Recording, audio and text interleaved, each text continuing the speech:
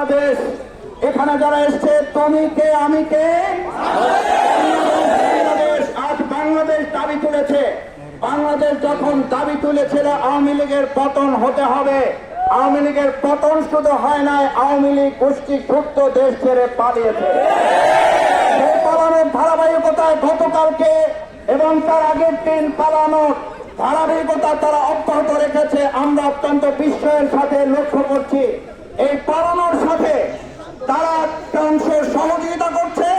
আর আজ এখানে যখন আওয়ামী লীগ নিষিদ্ধের দাবি উঠেছে, কেউ কেউ এই গণতান্ত্রিক আন্দোলনকে দমিয়ে দেওয়ার জন্য ডানে বামে থেকে এখনো আমাদেরকে আটকে দেওয়ার অপচেষ্টা চালাচ্ছে।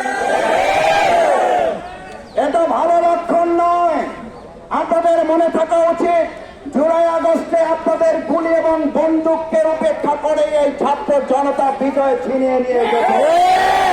ওই দিন যারা বিজয় ছিনিয়ে নিয়েছে তারাই আজ এখানে এসেছে। ছিনিয়ে না নিয়ে এখান থেকে দেশের জনগণ ফিরে যাবে না, যাবে না। আজ এখানে রাজনৈতিক দলের নেতা হিসাবে বাংলাদেশ জামাত ইসলামে আসে নাই।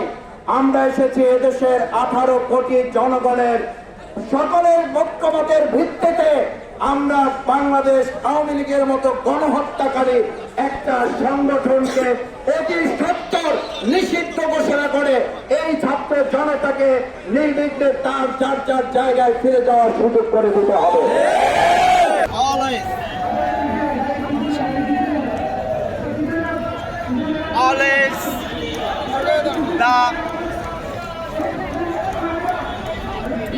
Always the right way fight and protestant.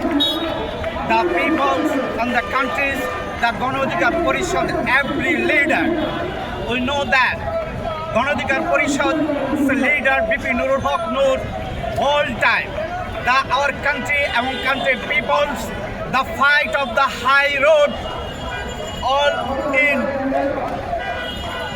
Bangla and all our world. So we request from Ganodikar Parishad, আমরা must be আওয়ামী লীগ নিষিদ্ধের দাবিতে রাজপথে আছি, থাকবো এবং জনগণের অধিকার আদায় করে ছাড়বো ইনশাআল্লাহ। জনতার অধিকার আমাদের অঙ্গীকার। We promise the people's right. রাজপথ রাজপথ রাজপথ রাজপথ রাজপথ রাজপথ রাজপথ রাজপথ রাজপথ রাজপথ